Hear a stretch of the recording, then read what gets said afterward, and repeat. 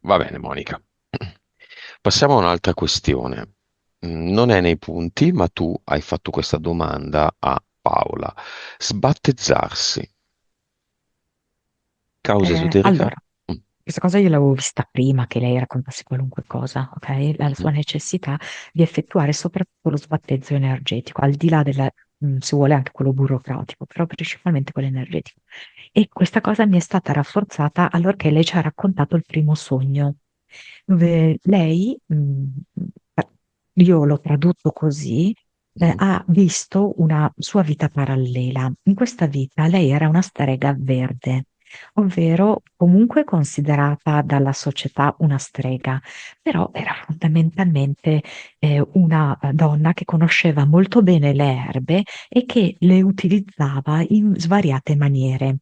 Sì, non solo per cure fisiche, ma anche magari per tenere lontani gli spiriti maligni, anche per ottenere che determinate cose andassero bene, eh, cose del genere, ok? E infatti lei in questo sogno fondamentalmente entra in una chiesa e poi deve scappare via perché ci sono varie persone che appartengono al clero che la seguono. E questa è veramente una vita che lei ha vissuto in cui lei è stata condannata a morte dalla Chiesa, in quanto strega. Ma lei non era una strega di quelle che facevano fatture o malocchi. Però è vero che conosceva molto bene le erbe e in effetti lei tutt'oggi è molto legata alle piante, le conosceva molto bene e le utilizzava in molti modi. Quindi perché lo sbattezzo? La prima volta che tu dici una cosa del genere a qualcuno in fase di esposizione dei punti. Sì, perché è un modo intanto per andare a eh, tagliare il laccio di questa vita, che incide molto su questa sua vita attuale, cioè la vita che ha appena descritto di strega verde è fondamentalmente incentrata sulla Chiesa, una Mhm. Chiesa che non poteva tollerare certe pratiche e lei è morta per mano della Chiesa. Quindi sbattezzarsi significa anche tagliare il laccio negativo che va ad interferire questa sua vita attuale che lei sta conducendo come Paola qui oggi. E vedo proprio come se lei sentisse che questa eh, sbattezzo le produrrà un aumento incredibile dell'energia che funzionerà in maniera corretta e non disordinata come è.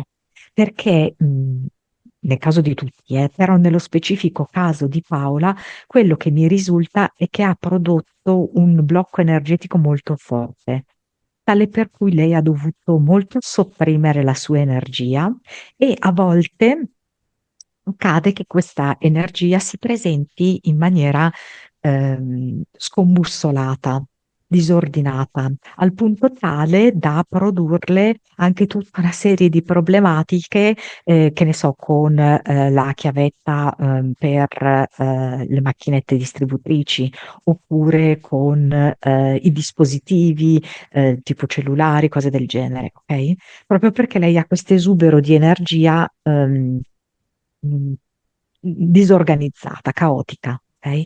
Lo sbattezzo invece aiuterebbe come a un rilassamento di questa energia che inizia a strutturarsi e a funzionare in maniera più equilibrata, più organizzata. E non perdite e non cessioni di energia a quella parte che non interessa a Paola, quindi la componente religiosa.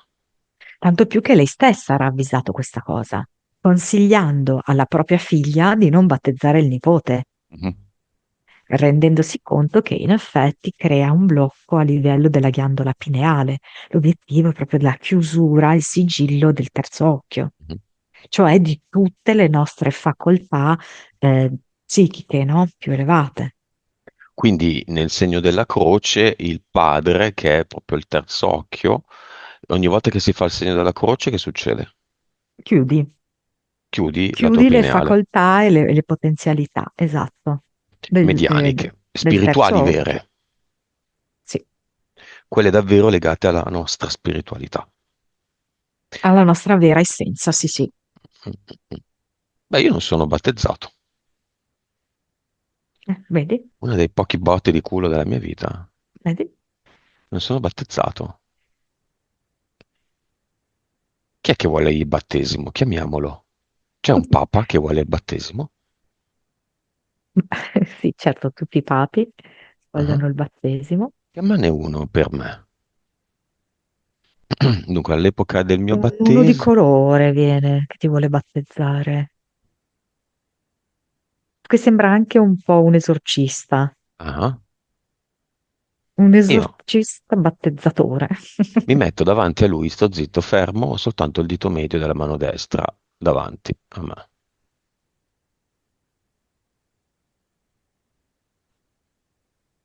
Tu sei posseduto, io ti libero e poi ti battezzo. Tu sei posseduto dal demonio. E Io ho io, esperienza di demoni, vengo dal Gambia. Gambia. guardi, Esiste? Sì, c'è Gambia. sì, sì, sì. Ok. Bene, lui adesso assume la sua reale forma, quello che ha di energetico dentro.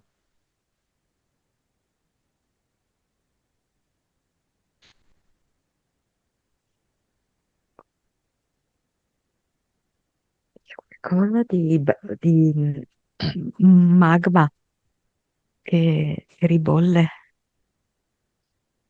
E cos'è un'anima? rosso rovente. No, ovviamente no, non capisco. Sembra proprio un qualcosa che viene dal secondo universo, come un qualcosa quasi di infernale, no? Allora, che sì, Legato al diavolo. Mm. esorcizzi se stesso, lo so, guarda a me. Si fa.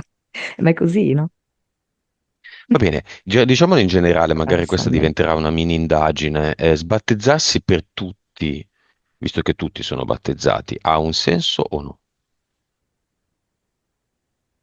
Allora, lo sbattezzo nella fase burocratica mi viene che ha un valore pari dipende dai soggetti, tra il 10 e il 20% per liberarsi.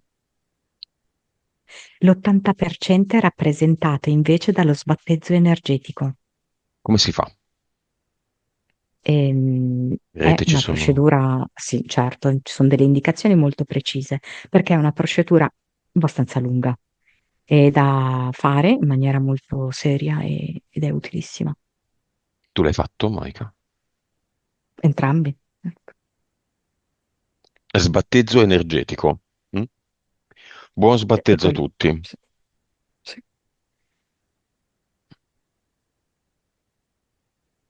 Va bene, e dunque allora sogno dai capelli lunghi, Paola ha i capelli lunghi, è una antica erborista, no?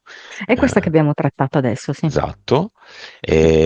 Chiave, chiesa, piramide. Piramide perché?